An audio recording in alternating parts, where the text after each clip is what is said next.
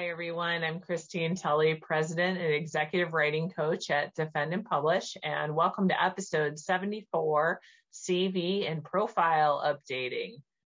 In the summer, I like to go through my CV. I like to look at all my profiles that I might have out there, my Google Scholar profile, my LinkedIn profile, what I'm doing on Twitter. I try to, academia, anything else that I'm using. And I just try to do a little bit of cleaning up for the year. I know some of the advice on updating CVs and different types of academic work like that, where you have to keep putting in outputs that you've made, tends to be saying things like, "Oh, make sure that you're doing this, many times during the year," or something like that. For me, I'm only updating my CV once a year. I tend to do it all in the summer and then go through and get everything that was published that year, any new classes I taught that year, and service committees and things like that, and put them all on there and have one version. And that served me pretty well. For those of you that are out on the job market and you need to do lots of different versions of CVs or update them more frequently, that's certainly understandable. But summer is a good time for the rest of us to kind of look at those and take care of them, because especially for tenured faculty or faculty that are in long-term positions, we're not updating our CVs if we're not going to move. There's not really an impetus to do that if you don't have to turn them in or you have some other reason why you've got to complete them. So that one time a year to do that CV updating, and then to make sure the other scholarly profiles are up to date as well, is really useful. This is also a time where I update my website and make sure anything new that I want to put on there can be added. So for example, on my website, I have a teaching section. So I'll update new classes or projects or links in that way. And so what I wanted to talk about in this episode is just about the time needed to be spent on this kind of activity. In my book called Rec Comp Moms, I've talked about a couple of episodes. It's forthcoming. But in that book, I do talk a little bit about career advancement as a category as academics that we just don't pay that much attention to.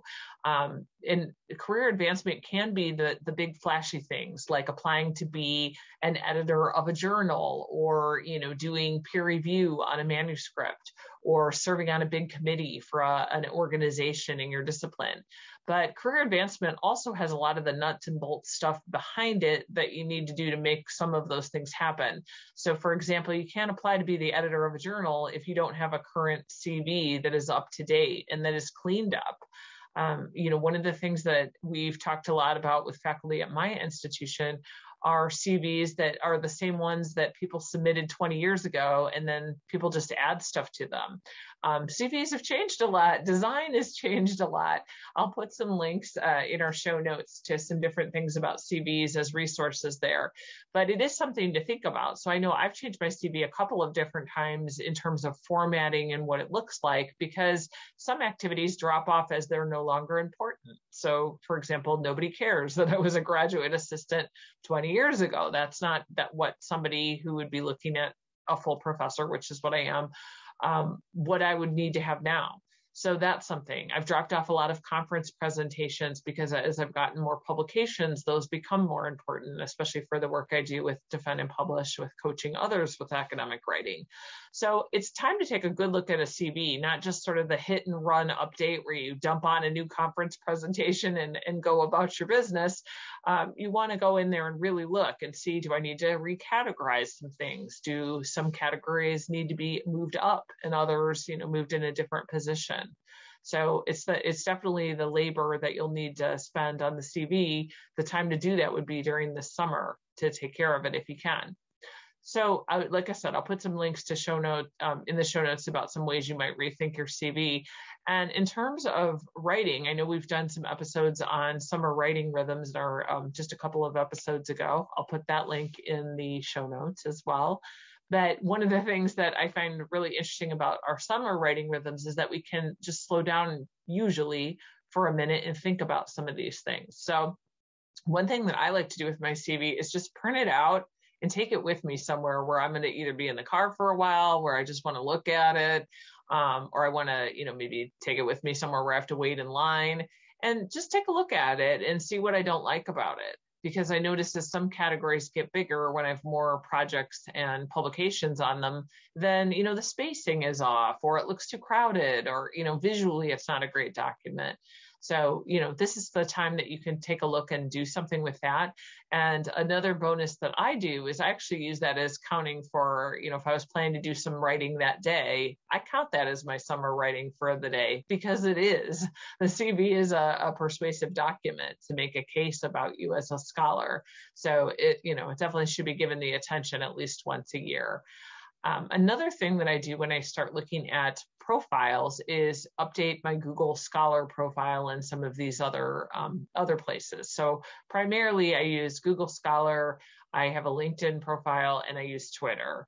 I don't, do Instagram, I don't do Facebook. I do have a ResearchGate and an academia profile, but neither one of those I use as regularly as I use Google Scholar, because that tends to be the way that people find my work.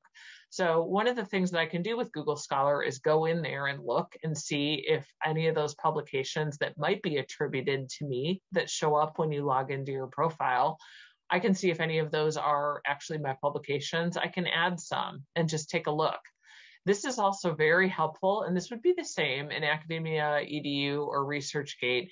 You can actually look and see who was looking at your stuff. You can look and see how many hits things have, citations, connections, etc.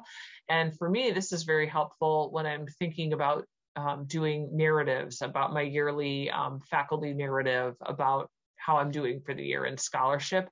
I can pull some real numbers from something like Google Scholar or some of the citation indexes for articles.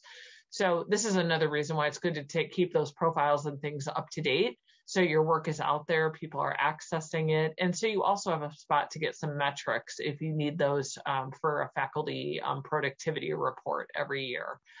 Graduate students, this is also a spot where you could be building these things. So one summer you might end up building a Google Scholar profile, another summer you might work on a different profile. I usually tell graduate students at the time when they're in a PhD program, and especially many of our defend and publish clients, to think about which social media medium are you going to use. I mean, some of us don't want to use any, and I completely respect that. I've been hiding out from Facebook forever. I never thought I would ever be on Twitter. But it is useful to pick one of those as your main spot to convey information about your scholarship. So for me, that's certainly Twitter now. While I use LinkedIn occasionally, it's definitely not it's not one that I spend as much time on. And I know I'm not going to work on the other areas where I might have information like Facebook or something like that. So you might decide, hey, one of these spots is going to be my main spot, and do some updating there. While we're thinking about summer writing rhythms, you might also think about how often am I going to update this space? So for a scholarly profile, once a year might be enough, or once a semester. But for something like a social media page, it's no good to have Twitter if you're not going to be putting out some content now and then and do some tweeting about your research or to follow some other scholars. And that would be the same in any of the other social media. So this is just a good time to reset some of those career advancement spaces and look at what are some tools that I can be using to keep my own scholarly profile up to date, and what are some ways that I might think about using them in the future. So for example, if you've built a website, you might look at search engine optimization and look at some ways that you might end up doing that. I will put a link in the show notes about some ways that you can optimize your website to make sure that people are finding you. If you haven't built yourself a personal website, it might be the time that you want one. Not everybody does, but I know that I'm happy that I have one. I've shared my WordPress profile. I can put that one in the show notes as well. It's just a simple white template, clean, but I do keep it updated. And again, this is another one of those tasks I do once a year. So it's a good time during the summer to think about all these odds and ends that sometimes slip through the cracks that we're too busy to address. But hopefully this episode will give you some ideas. And as I mentioned, I'll put a lot of links in the show notes of tools that you can use to get your own spaces updated for the new year. Happy writing.